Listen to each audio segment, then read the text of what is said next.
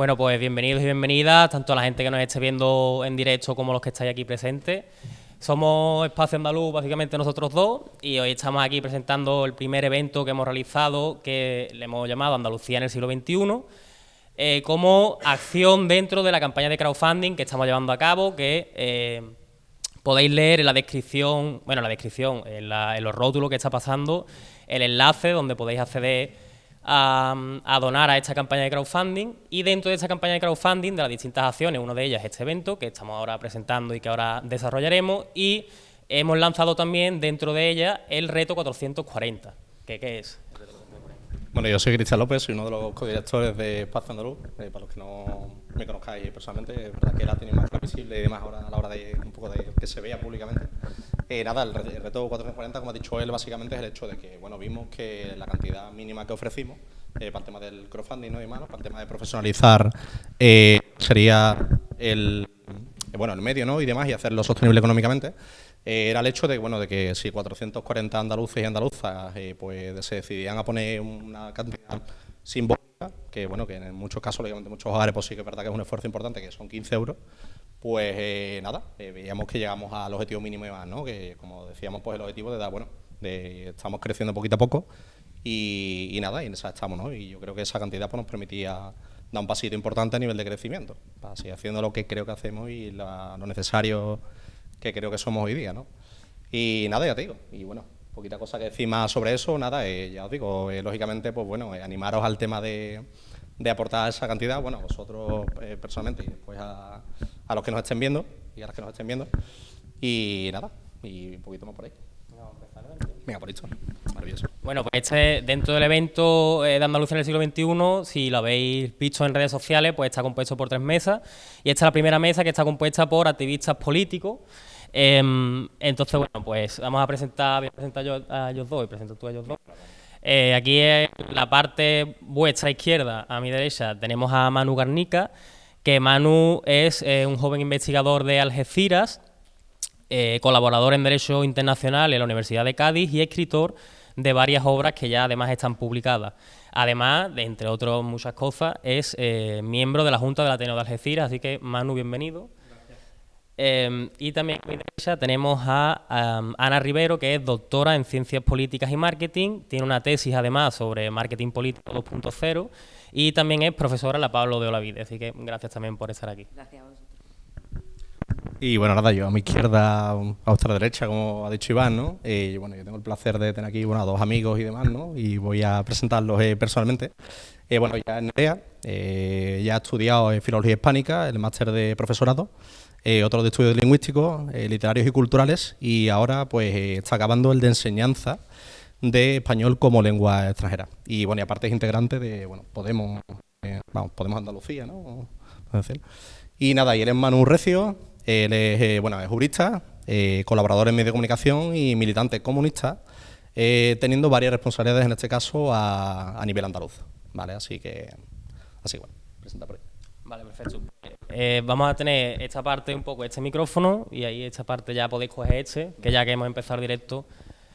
Bueno, pues si parece vamos a empezar a hablar un poco sobre Andalucía, ¿no? Y sobre lo que venimos a hablar un poco del activismo, ¿no? Entonces, en primer lugar me gustaría saber que cómo os iniciasteis vosotros, de manera un poco breve y escueta, en el mundo del activismo.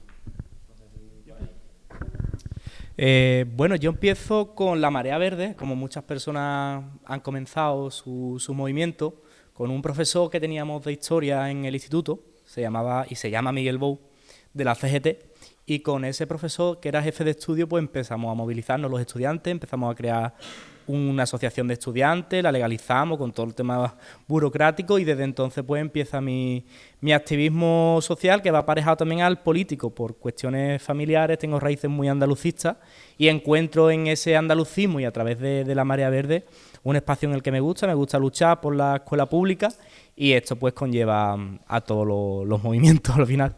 Sí. Bueno, a mí me ocurre un poco lo mismo. Comienzo estudiando ciencias políticas y termino la carrera pues militando en un partido político. Entonces, durante la universidad, pues todos los movimientos estudiantiles me llamaban mogollón la atención y al final, bueno, pues era como casi de cajón, ¿no? Si has estudiado ciencias políticas, tienes un poco de inquietud social, un poco de curiosidad por el mundo y sobre todo cuestionarlo, pues al final siempre terminas o militando en un partido político o con los movimientos sociales más pues tipo ONG, otro tipo de formas y organizaciones. Y ese fue pues, mi inicio y mi día de hoy. Bueno. Sí, lo que pasa es que es para el derecho, no proyecta aquí. Ah, vale. Vale, yo creo que mis inicios en realidad sí que son, o yo los considero muy tempranos, porque ya desde el colegio, como sabemos, el sistema patriarcal pues nos lleva a las mujeres a que no tengamos acceso a determinados espacios. Y yo no estaba de acuerdo con esto, por ejemplo, con que no pudiéramos estar ocupando los mismos espacios en el propio recreo, con lo cual yo promoví desde ya en el cole unas votaciones para que pudiésemos las niñas jugar al fútbol, que era algo muy simple, pero para nosotros estaba reservado, para nosotras solamente estaba reservado los márgenes del recreo. Y ahí ya pues empecé yo creo que un poco con el activismo feminista y luego ya pues a implicarme en organizaciones como Juventud en Marcha, me hice inscrita de Podemos y por supuesto creo que es crucial que también estemos en el movimiento asociativo, con lo cual pues intento estar en la mayor parte de sitios donde se reivindica pues más justicia social y los recursos públicos en general. Pues, en primer lugar, daros las gracias y la enhorabuena por la organización de este evento porque es fundamental seguir dialogando y debatiendo sobre juventud y andalucismo. Un acierto. Pues yo empecé también en el instituto, nos empezamos a organizar y tal a raíz de la ley de la LOMCE, que os acordáis que promovió el gobierno del Partido Popular del año 2011, y desde ahí empezamos a organizar en el instituto a nuestros amigos, compañeros de clase, etcétera, para acudir a las manifestaciones. Y al poco tiempo, en 2013, nosotros también empezamos a organizar una especie de medio de comunicación que se llamaba La Oveja Roja, donde participaba gente como Yago Moreno, Isabel Serrano, de ahí nos empezamos a conocer y empezamos a mover ideológicamente cómo podíamos, desde gente muy muy joven, empezar a dar una batalla ideológica desde un medio modesto, donde íbamos con nuestros móviles a las manifestaciones. Y creo que nos enseñó bastante a la hora de después, cuando muchos de nosotros dimos un paso adelante hacia organizaciones políticas, estudiantiles luego en el MAE, etcétera. Y creo que fue para mí fundamental también ese periodo de iniciación. Bueno, ahora pasando a meternos ya en faena, ¿no? Aquí no vamos a sorprender a nadie y el carácter de la mesa y del evento es progresista, ¿no? Por decirlo de alguna manera. Entonces, bueno, imagino que todos conoceremos, ¿no? Que ahora está habiendo de alguna manera no sé cómo llamarlo, pero una paulatina derechización, no están ya completamente derechizados los más jóvenes, ¿no? Y ustedes, concretamente, vosotros habéis dicho que os iniciasteis en el activismo político en vuestra etapa de juventud. Entonces, quería preguntar un poco cuál es la diferencia que veis entre en los momentos en los que ustedes os politizáis y los que se están politizando los chavales ahora, y por qué se da la casuística de que ahora la opción mayoritaria, ¿no?, es el arco de la derecha y no política, a lo mejor que a priori se podría asociar más a lo que es la juventud, ¿no?, por precariedad, por las situaciones económicas, ahora por ejemplo el mercado del alquiler, lo complicado que está, en fin, este tipo de cuestiones. ¿Qué os suscita a vosotros lo que está ocurriendo? A ver, Internet ha cambiado muchísimo en los últimos 10 años, ¿no? Y cada día también las propias redes sociales, las plataformas van evolucionando. Entonces, mi percepción, lo que yo recuerdo, los inicios de Internet, todo parecía que iba a ser una democratización ¿no? Al final era, oye, vamos a tener esa capacidad de poder ponernos en contacto todos, una especie, se hablaba mucho de la democracia directa, ¿no? De volver al televoto, lo vamos a hacer todo por internet, podemos, ¿no? Como bastante utópico, pero además era todo muy positivo y muy optimista. ¿Qué ocurre? Que ha llegado una cosa que es el algoritmo, y ese algoritmo a día de hoy está controlado por las élites económicas y a través de ahí pues están ejerciendo un control brutal sobre lo que consumimos cada día. O sea, al final, ¿quién de nosotros no se levanta cada mañana, mira el móvil, nos pasamos horas y horas? Entonces, claro, cuando tú recibes cada instante ese chute de información malintencionada, manipulada, pues claro, al final hemos pervertido Internet, ¿no? O lo han pervertido, y una herramienta que podía haber sido muy buena para la sociedad y para la democracia, y estamos viendo cómo precisamente ocurre lo contrario, la están utilizando los poderes económicos contra la democracia, ¿no? Han pasado al final pues de la pantalla a los parlamentos. Y esto hace 10 años o 15 años era impensable, porque todos recordamos las marchas del 15M, las primaveras árabes, todo ese movimiento democrático que surge a través de las redes sociales. Entonces, ¿en qué momento se ha dado la vuelta a ese escenario, ¿no? Y en qué momento una cosa que era como muy de izquierda, muy progresista, muy de compartir pensamientos y de colectivizar los problemas a través de que, oye, es que hay una persona en la otra parte del mundo que tiene el mismo problema que yo, vamos a organizarnos. Y ahora no ocurre eso, ahora tenemos las redes sociales controladas por la derecha, por la extrema derecha. Y claro, lo vemos en el día de hoy, todos los que estamos aquí, en algún momento, bueno, y sin necesidad de ser activistas políticos, ¿quién no recibió amenazas por redes sociales o mensajes, por ejemplo, en el caso de las chicas, que llega un tío y te puede mandar un mensaje privado y a lo mejor no es ni siquiera una persona, no es un perfil ahí que tú no sabes quién es? Entonces, son tantas cosas que están haciendo pues que ser activista, progresista en redes sociales sea casi, bueno, una hazaña, ¿no? Yo lo veo así, como algo muy complicado, porque al final ahí está la derecha. Entonces, bueno, por mi parte, pues ese cambio, ¿no? No sé si vosotros acordáis eso de cómo la red era democracia y ahora es justo lo contrario.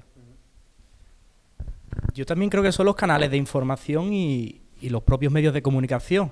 Los jóvenes, donde nos incluimos, ¿no?, nos hemos mal acostumbrado en cierta parte a recibir la información a través de TikTok y de las redes sociales. Entonces vemos un pantallazo, una noticia de un medio como puede ser Mediterráneo, esos medios manifiestamente falsos y con contenido alejados de la verdad, que provoca que la gente joven, muchos seamos ignorantes y únicamente veamos ese titular y nos lo creamos y no buscamos otros medios de información, otras fuentes de información, que no medios también, sino de dónde sale esta información. Se ha aprobado una ley, yo que estoy más en el derecho, se ha aprobado una ley, un medio de comunicación que provoca tal. Oye, ¿has visto si esa ley se ha aprobado? ¿Has visto si existe a lo mejor ese anteproyecto de ley?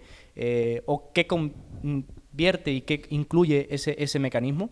Entonces, que no es solo culpa de las élites económicas, que por supuesto, sino también de las personas que entendemos como única fuente de información es eso. Pues a mí en este punto me gustaría advertir que yo creo que hay, bueno, las estadísticas nos demuestran que en realidad sí hay una diferencia dentro del voto juvenil entre la mujer joven y el hombre joven. Lo hemos visto en las elecciones alemanas.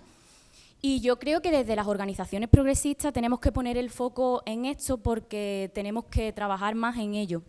Yo creo que estamos muy acostumbradas a interpelar a las mujeres jóvenes, pero tenemos que interpelar más a los hombres jóvenes porque venimos de un contexto donde las anteriores generaciones, pues el hombre joven de clase trabajadora tenía más estatus social y laboral del que tiene ahora, porque pues ahora está en una situación de precariedad laboral sin poder acceder a una vivienda.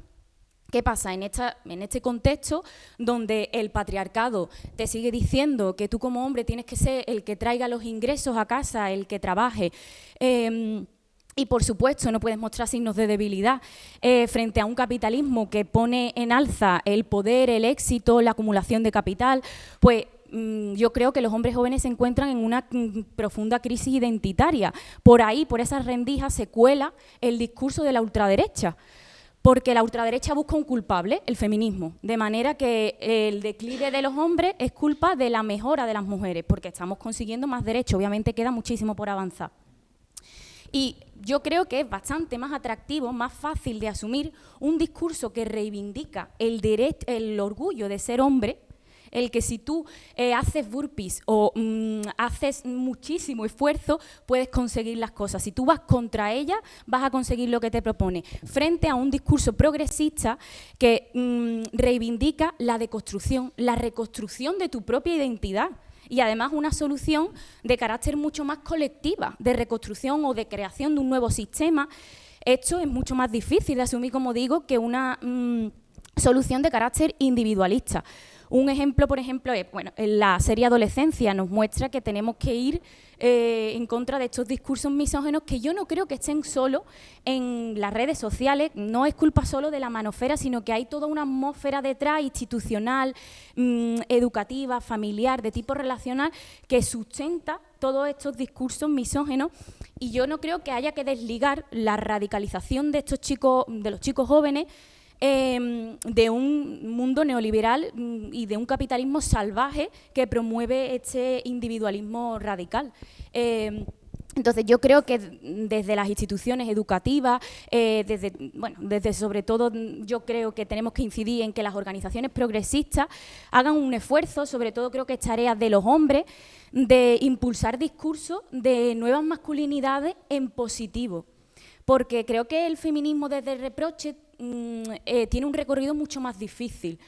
Entonces yo creo que tenemos que, por un lado, fomentar discursos de nuevas masculinidades en positivo y también fomentar la creación de un nuevo mundo, que es el que queremos, basado en la responsabilidad afectiva, en los cuidados y no en la acumulación de capital, en el heroísmo basado en la acumulación de poder y en la competitividad como la base de la sociedad, sino un mundo donde lo primero sea compartir la responsabilidad afectiva y los cuidados. Sí, vamos, yo estoy completamente de acuerdo con lo que habéis comentado, que ciertamente ha habido un retroceso en cuanto a la lucha ideológica que sostenemos desde la izquierda, desde que nosotros empezamos hasta ahora.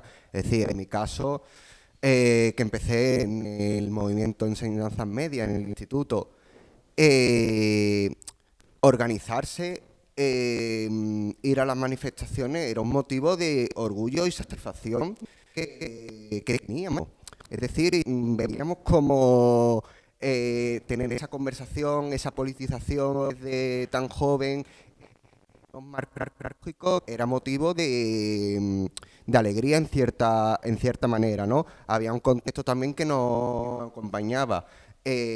Con todas las críticas y autocríticas que haya al 15M, pero bueno, sí que es cierto que en mi generación, sobre todo, recogí ese descontento y lo puedo traducir en una serie de batallas ideológicas que dar. También eran momentos de Partido Popular en el gobierno, mucho desmantelamiento del sistema del bienestar, mucho desmantelamiento de derechos conquistados. Y en ese contexto sí que supimos organizarnos. También esto nos muestra que, en contra de lo que muchas veces habíamos pensado, y más en esos momentos de infantilidad política, que la historia era lineal, es decir, que siempre íbamos a ir hacia adelante, ¿no? Y lo que nos muestra este recorrido que hasta hoy día es que al final la historia tiene su avance, pero también su retroceso, y que tenemos que estar preparados para esa batalla de ir hacia adelante, pero también tenemos que estar preparados para cuando las circunstancias y el contexto político no es tan favorable a nuestras ideas y quizás tenemos que dar un repliegue táctico, que es donde estamos ahora de, bueno, vamos a ver si conservamos lo que tenemos, hacia dónde tenemos que ir, pero sabiendo muy bien que lo que hay al otro lado es bastante peligroso. En cierta manera, bueno, eso va cambiando en un contexto bueno, tal y como yo lo veo con las que yo mantengo, eso va cambiando en 2018, 2019, todo el tema de Cataluña, una capacidad de recentralización por parte del Estado, el español que en ciencia estaba en algunos momentos, pero que se recrudece y se levanta con Cataluña. Ah, vale, ¿así? Perdón. Y claro, eso que es lo que ocurre, que conversaciones que nosotros antes manteníamos, donde en cierta manera, si había alguno de los que estaban en esa conversación, decían algún tipo de comentario manifiestamente machista, misógino, homófobo, etcétera, era recriminado, era estigmatizado. ¿Qué es lo que pasa ahora? Que ya esos comentarios, pues ciertamente en algunos espacios no son estigmatizados, no son rechazados, sino que en algunos lados son incluso alabados, ¿no? Y creo que eso es lo que vemos en el día a día. O sea, no hace falta poner informativo ni ver lo que pasa en el Congreso ni nada para darse cuenta de que estamos en ese momento de retroceso, y creo que lo mejor para visualizarlo son las conversaciones que tenemos en nuestro día a día con compañeros de curro, de estudio, etcétera, y ver verdaderamente ese retroceso. Ahora, ¿hay que conservar lo que tenemos? ¿Está en un momento de retroceso? Sí, pero eso no quita que tengamos que dar también paso adelante, saber qué estrategia vamos a tener en el futuro, porque si bien estamos retrocediendo, en algún momento tenemos que avanzar y tomar posiciones, porque si no nos comen, y empezar a ver. Porque yo también tengo la sensación de que en esos años 2011, 2012 teníamos una capacidad de imaginación política muy grande, donde sabíamos dónde teníamos que ir, qué pasos tenemos que dar, pero sin embargo lo que observamos es una incapacidad de imaginar hacia dónde tenemos que ir, una incapacidad de teorizar nuevamente los elementos que tenemos encima de la mesa, y eso es lo verdaderamente preocupante, creo yo. Yo quería pasar un poco a recuperar un poco el tema de terreno personal, ¿no? A nivel de vosotros, vuestro yo como activistas, ¿no? Y bueno, quería preguntaros en este caso cómo os influye en vuestra vida particularmente el tema del activismo, ¿no? Porque, claro, por un lado, lógicamente, el tema del activismo político y social pues brinda la opción de hacer nuevos círculos, de tener nuevas experiencias, pero también, lógicamente, teniendo en cuenta hoy que la sociedad se ha ido politizando enormemente durante los últimos años, es muy difícil a veces también en tu propio grupo de amigos, pues lógicamente tener acérrimo determinadas ideas, determinados valores, determinadas creencias y demás, cuando ves precisamente que hay personas en ese entorno y demás, ¿no? Que de alguna forma, pues como estamos viendo últimamente, ¿no? Tienen ideas tan retrógradas, ¿no? Por ejemplo, ¿no? Entonces es muy difícil a veces desligar lo que sería, pues esa parcela lógicamente política y activista de lo que sería lo personal, ¿no? Entonces, quería preguntaros, ¿cómo lleváis ese tema, ¿no? ¿Cómo lleváis ese tema del terror personal? Pasa el micro. Vale. Bueno, pues yo creo que a mí el activismo político me ha dado cosas muy buenas, pero hay que reconocer que también afecta negativamente a la vida personal. Yo, como defecto de filóloga, pues siempre pienso, ¿no?, en el verso de Becker que dice poesía eres tú, y se entiende que no es, básicamente de este verso es que no existe la poesía si no hay un lector. Pues para mí la militancia no existe, no tiene sentido si no la comparto con otro y si no va hacia otro, porque al final yo lo que quiero en la sociedad es lo mismo para quien más quiero que para quien ni siquiera conozco. Entonces, pues, para mí la militancia es compartir, luchar, aprender, pero sobre todo crecer con las personas.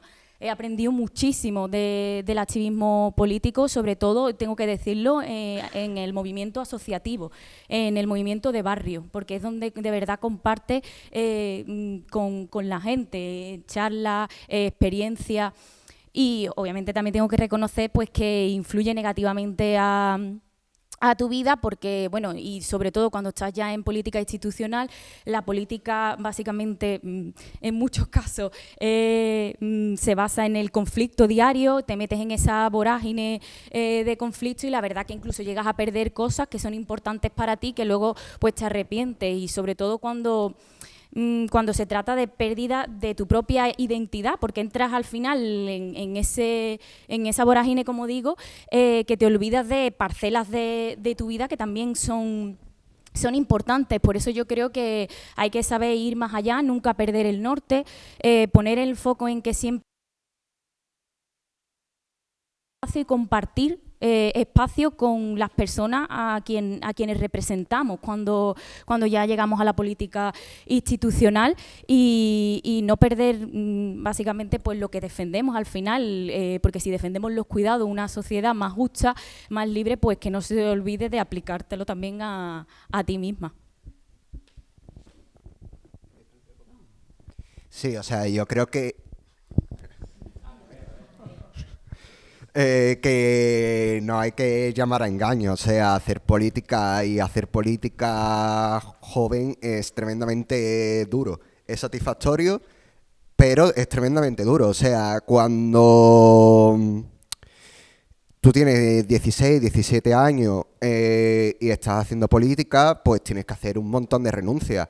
Un sábado, un fin de semana, que todos sabemos que es donde se hace más política de organización, porque hay más tiempo y demás, es cuando salen tus amigos y tú te tienes que ir a la reunión a debatir sobre X temas, y te toca y tienes que ir porque muchas veces la cohesión organizativa y la cohesión ideológica lo requiere.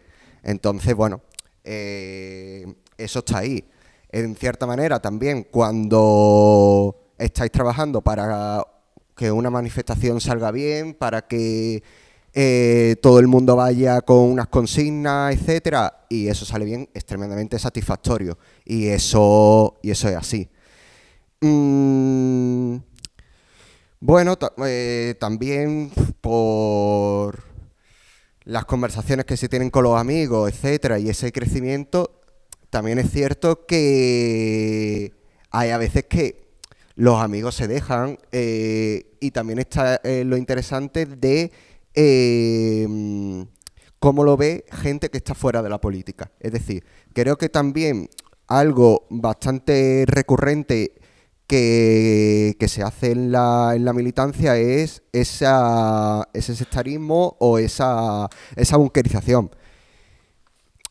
Con esto es algo que creo, con el paso del tiempo, que es algo hasta normal. Es decir, tú al final siempre quieres que de alguna manera, bueno, pues estar con gente que piensa igual que tú, también con todo lo que se vive dentro de una organización del tipo que sea, es algo normal que tú crees lazos de amistad. Entonces, bueno, pues eso al final genera que te sientas bastante cómodo con esa gente. Lo que pasa es que, en cierta manera, es una burbuja. Eso no es la realidad. Si tú quieres, como partido político, representar y defender los intereses de la clase trabajadora, como en mi caso, tú te tienes que juntar con la clase trabajadora. Tú no puedes bunkerizarte porque tú sabes que te van a dar la razón siempre en determinado espacio. Y eso es fundamental. Pero yo os digo que es complicado porque, claro, al final tu vida va por un lado en cierto sentido y los de tus amigos del barrio van por otro. Tienen otra politización, otros canales por donde informarse, y eso al final genera una distorsión que difícilmente se puede acompañar. pero vamos, fundamental seguir hablando con tus compañeros por eso mismo, porque podemos crear en un sectarismo malo. Bueno, yo parto de la frase que hemos escuchado un millón de veces de lo personal es político, todo es política, ¿no? Al final la política está en la vida de cualquier ser humano, esté militando en un partido o esté en un movimiento asociativo o en lo que sea. La cuestión es quién da ese paso hacia adelante, como en nuestro caso, y quiere involucrarse, y quién dice, oye, pues a mí la política eso ni me va ni me viene, todos los políticos son iguales, no este vacío de discurso que aprovecha también la ultraderecha. En mi caso, pues yo es que la verdad, lo único que llevo regulinchi a nivel personal es algunas veces pues esos ataques que tenemos en redes sociales, pero luego todo mi entorno, sea político o no, porque al final los lazos también se establecen en el día a día y como tú bien dices, claro, si yo al final estoy en un movimiento político, me paso horas y horas con las mismas personas. Pero bueno, al final yo creo que los otros que tenemos fuera de los movimientos realmente lo entienden, ¿no? Porque también está muy bien que tengamos gente cercana, pero por esa retroalimentación, tanto que los que estamos dentro no acabemos pues locos en nuestra burbuja y también que los de fuera vean que, oye, que lo que hay dentro de la burbuja es necesario en la sociedad y más a día de hoy, ¿no? ¿Cuántas veces nos ha pasado de tener que hablar con amigos o familiares para explicar algún bulo o alguna noticia falsa y que te tienes que parar 5 minutos y además es como moralmente que parar para explicar, oye, que esto es así, esto no es así, esto tal, esto cual. Entonces, bueno, yo no creo tampoco, yo no soy de la teoría de es que los políticos viven en una burbuja, creo que no, al final todos somos humanos en ese aspecto y ¿verdad? Yo creo que los que viven en una burbuja son las élites, ¿no? Económicas. Las élites políticas al final vienen de lo que hemos votado nosotros, son gente normal, ¿no? Como se suele decir, y gente, bueno, como cualquiera de nosotros, que igual algún día, bueno, pues se canaliza los movimientos de activismo a pues partidos políticos y de carácter político. No podemos olvidar también que estamos en una democracia parlamentaria, que al final todas las cosas hay que canalizarlas a través de las urnas, de los votos, ¿no? Entonces, bueno, por mi parte eso. Sí que es verdad que he tenido bastantes ataques en redes sociales, pero mogollón, o sea, una cosa que es una barbaridad. Y bueno, y es verdad que a los entornos pues le sienta más, ¿no? Casi que le sienta más peor a mi entorno que a mí cuando me atacan en redes, ¿no? Y dice, pero ¿cómo puedes? ¿No? Como que no te vienes abajo mientras te dicen todos estos insultos, no sé qué. Y digo, pues la verdad es que no, sabes que son bots, hay que dejarlo, ¿no? Yo creo que la política es muy dura y ser militante es muy duro. Llega un momento en el que la gente joven empieza muy entusiasmada y con el transcurso del tiempo se queda muy perjudicada.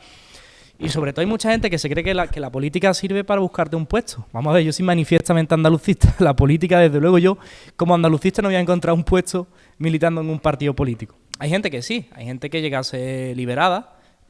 Vamos a ver, es verdad que la política necesita liberado y necesita personal para poder trabajar.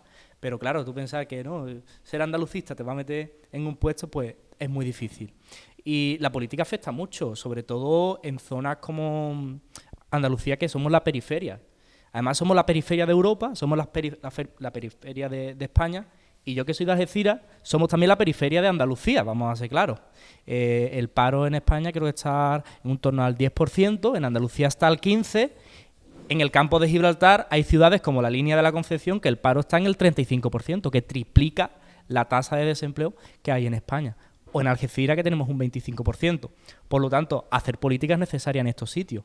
También es cierto que la gente joven no entiende los problemas que existen. Entendemos que si nosotros no nos involucramos, no se van a solucionar nuestros problemas. Volviendo al campo de Gibraltar, nosotros no tenemos un tren con infraestructura que diga, mira, vamos a poder estudiar en distintas universidades, vamos a poder ir a trabajar con el tren. Nosotros que no tenemos tren, tenemos un tren del siglo XIX y las cosas que nos dan son las sobras de otros territorios. Ahora lo que ha llegado es un tren Alvia que ha sobrado en Galicia. Es decir, en la periferia de la periferia nos conformamos con las obras que hay. A nivel de educación igual, a nivel de sanidad igual.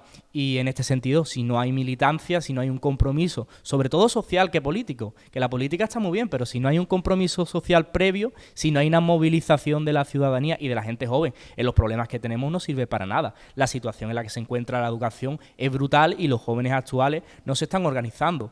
Y es cierto que hay ciertas movilizaciones en el tema de la vivienda y ciertas movilizaciones en los movimientos estudiantiles feministas, pero es que en la educación hay muchísimos problemas. Es que seguimos con las mismas ratios que hace 20 años. Hay alumnos con en clases con 35 alumnos y un profesor, que esto es manifiestamente malo para la educación. Y en las ratios siguen iguales, los problemas siguen iguales, falta de inversión, falta de profesores, falta de sanitarios en todos los sectores sociales. Y los jóvenes seguimos sin ser conscientes, nos interesa más otra cosa, nos interesa más ir a un festival latino en Marbella o por la Costa del Sol, a la gente de nuestra comarca, que ir a una manifestación en lucha de los servicios sociales. Y a veces la gente, los amigos, cuando te ven involucrado en estos movimientos sociales y políticos, te miran raro porque no estás metido en la onda realmente. Entonces tenemos muchos problemas y muchos retos que seguir.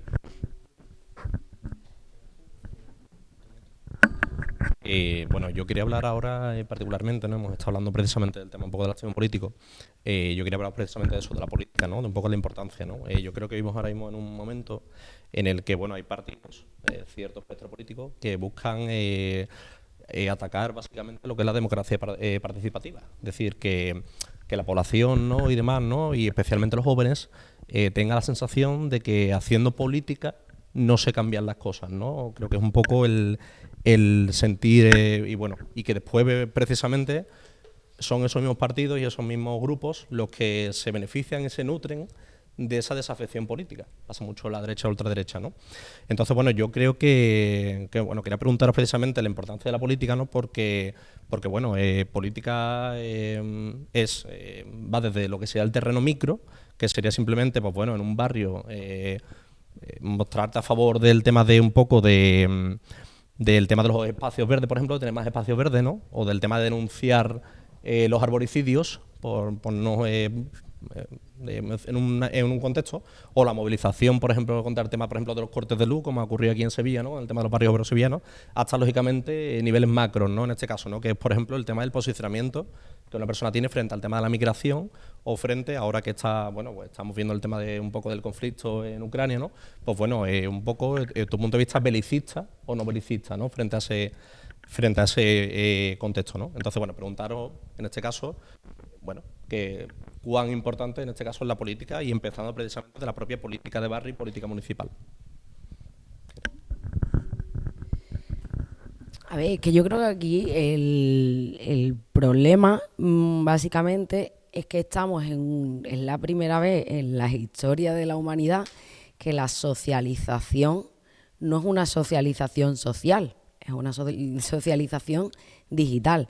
Entonces, claro, si tú tienes una pestañita que es el para ti, que pivota entre discursos de odio y luego influencers con unos estilos de vida totalmente de derecha, que aquí parece que lo más normal que te regalan, te cae del cielo el piso, la casa, y te cuentan, te meten un storytelling totalmente ideológico, porque al final hay como una dualidad, pero una dualidad en el odio, que es extrema derecha, y por el otro lado, ese buen rollo, ese, ¿no? De, oye, qué guay aquí y tal, y normalizamos aspiraciones que son también de derecha.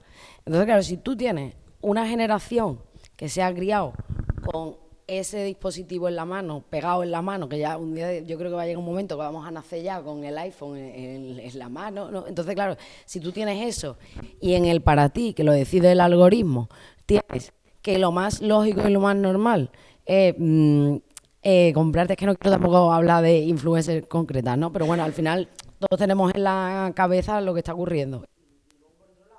El discurso de los machos sigma, de no, es que me levanto por la mañana y hago 15 burpees y ese sistema de meritocracia, y además te lo venden como que lo que te sale a ti es para ti, O sea, que fijaos cómo se juega incluso con el lenguaje. Entonces, claro, si la socialización es 24 horas, una socialización de derecha, ¿cómo podemos hacer nosotros activismo de la izquierda? Y además, muy importante, se ha cambiado el concepto. Ahora, a día de hoy, te venden esa libertad del para ti, de yo decir, una libertad que está totalmente controlada y manipulada. Porque nos creemos libres porque nos vamos a un restaurante como una croqueta que nos ha salido en TikTok media hora antes y creemos que somos únicos. Y además, lo más importante, producimos en este sistema, porque aquí todos somos consumidores de ideología en las redes, pero a la misma vez estamos produciendo, porque consumimos y yo he venido aquí, me he comido la croqueta y que vea no lo rica que estaba esta croqueta, ¿no?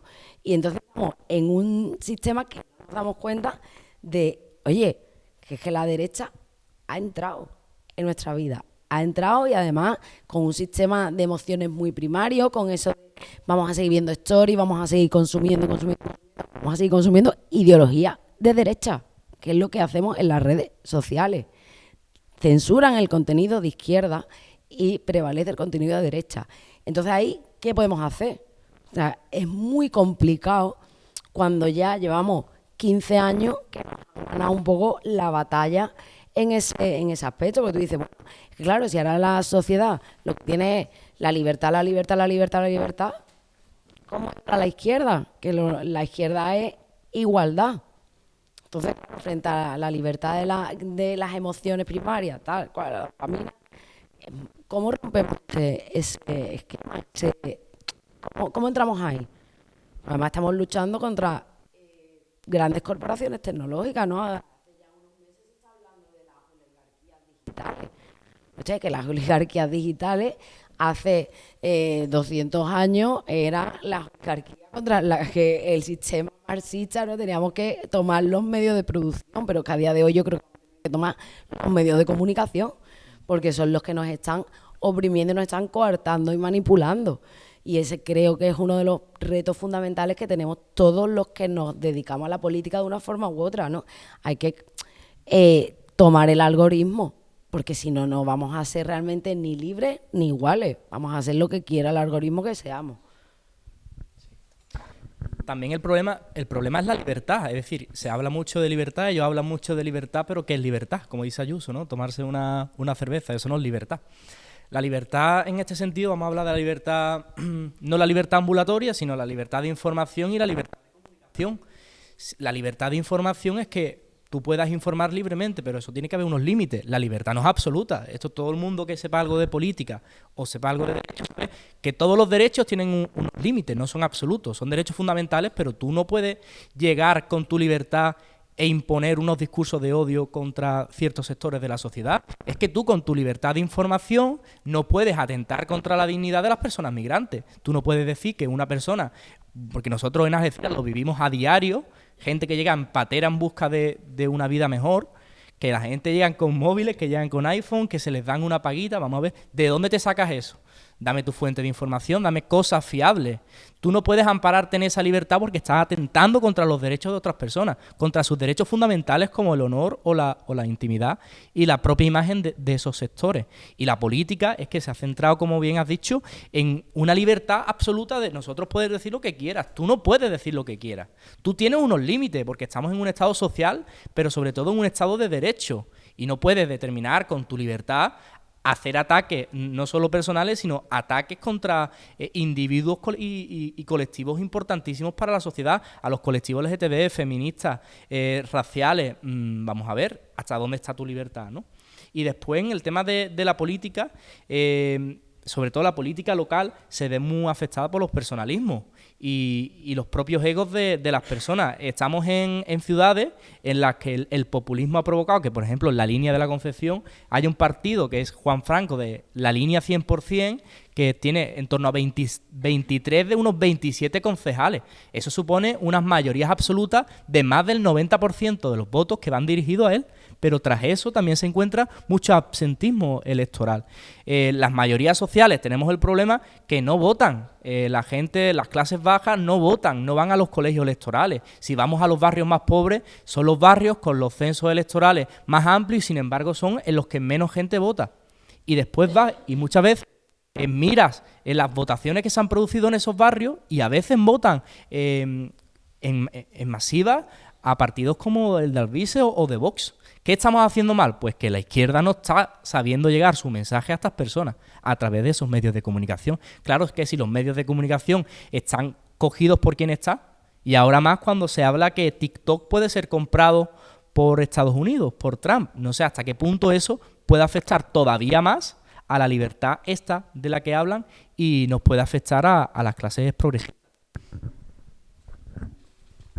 Pues yo creo que desde la política a veces cometemos el error de centrarnos en la generalidad, en las grandes ideas, que por supuesto son importantes, pero a veces nos perdemos en esta generalidad y tenemos que abrazar más lo cotidiano desde mi punto de vista. Yo quiero poner en alza pues la política de barrio, porque creo que es la política más cercana, la más tangible, y además yo defiendo una política del afecto, con lo cual para eso es más importante estar en compañía, en comunión. Además yo creo que las grandes ideas necesitan muchas manos que las sostengan, y para eso es necesario hacer política local. Creo, el otro día hablaba con un compañero, que las organizaciones progresistas hemos olvidado un poco que hay cierta épica en lo cotidiano, en lo minúsculo, en esa abuela que mira si le queda chatarra para comprar el pan, en esa madre que pues se ajusta el bolsillo para ir 2 veces a cenar porque tiene que pagarle inglés al hijo, en esa vecina mayor que desahucian porque un fondo buitre ha comprado el edificio. Y yo creo pues que la política tiene que acercarse más a la realidad cotidiana, a estas pequeñas y grandes cosas de la vida común de la gente. Porque de verdad pienso que hemos perdido a veces el norte centrándonos en grandes reivindicaciones y perdiendo lo más cotidiano, que es, como digo, la política de barrio. De hecho, Judith Butler hablaba de que la política es lo que se hace con el lenguaje y con las instituciones que nos rodean. Literalmente yo creo que tenemos que acudir más a las instituciones que nos rodean en nuestros barrios, acudir a los ayuntamientos, y también es importante el lenguaje. Con esto quiero decir, ¿cómo hablamos a la gente que representamos? Es importante bajar la política a ras de suelo y hablar de manera que la gente te entienda, porque hay veces que nos perdemos en el elitismo. Y creo que en política institucional se pierde un poco, a veces se tiende a perder el norte, y hay que bajarse de esa torre de marfil donde a veces te coloca la política institucional y colocarte al lado de la gente a la que estás representando. Por eso creo que hay que hacer política de barrio, política local, porque yo creo que la política no debe pivotar sobre la vida de la gente, sino que tiene que ser parte de la vida de la gente.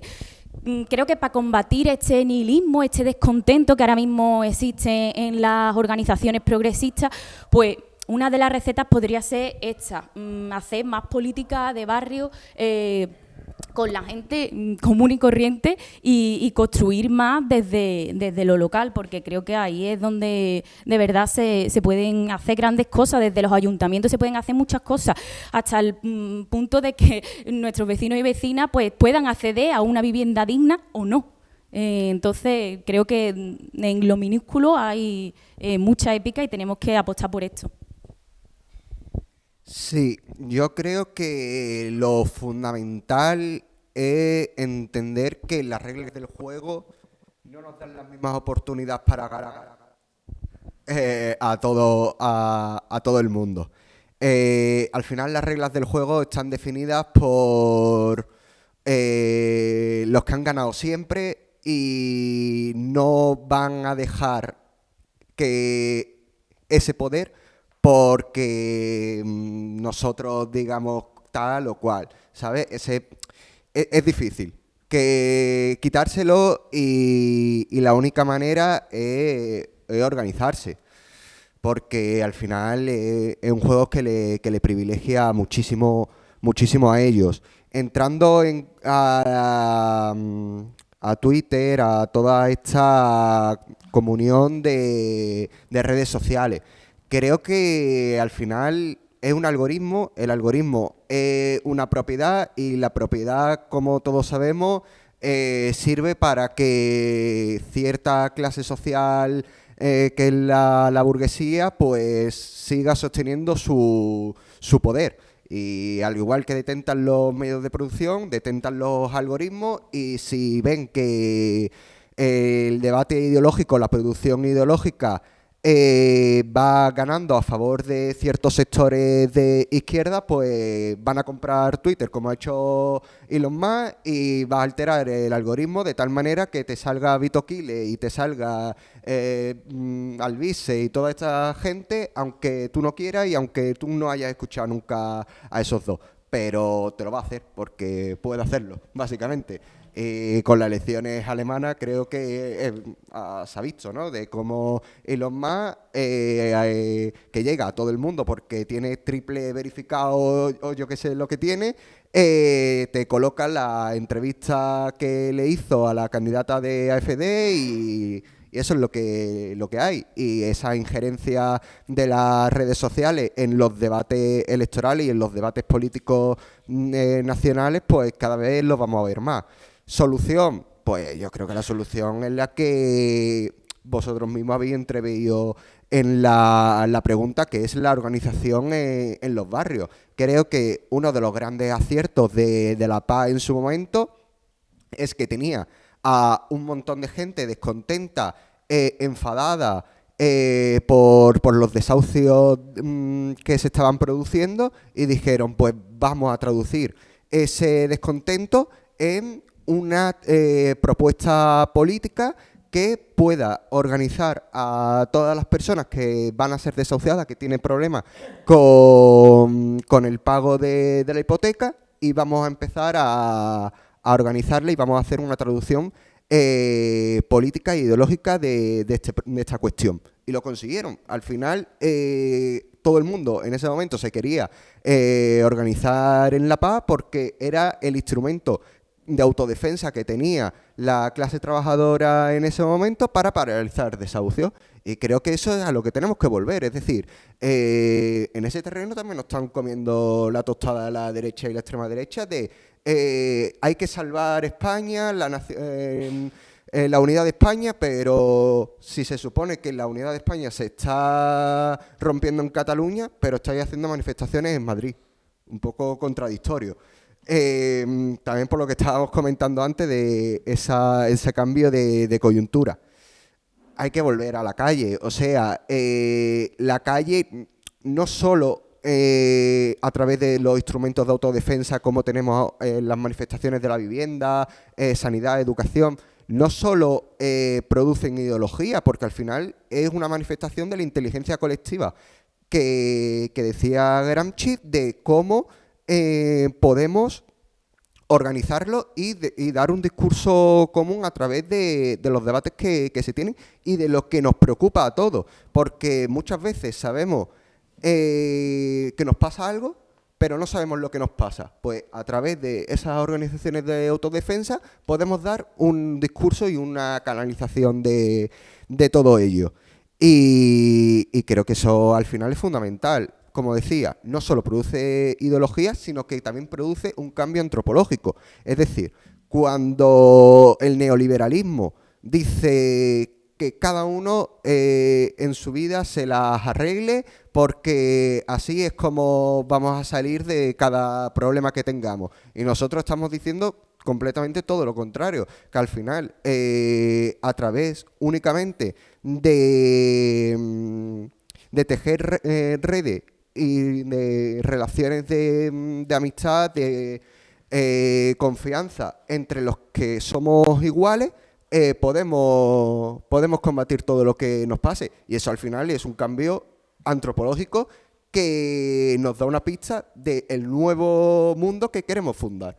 Y al final es fundamental que decimos, es micro, puede que sea que pongamos un contenedor en nuestro barrio, que quitamos el amianto de nuestros colegios o que pongamos un autobús en la parada debajo de mi casa, sea algo nimio.